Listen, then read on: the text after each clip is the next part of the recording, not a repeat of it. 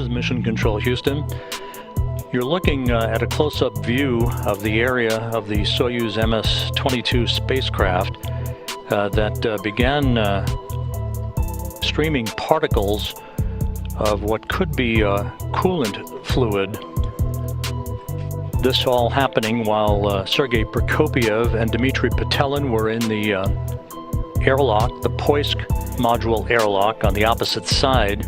This Soyuz, which brought Frank Rubio, Prokopyev, and Petelin to the station back in September,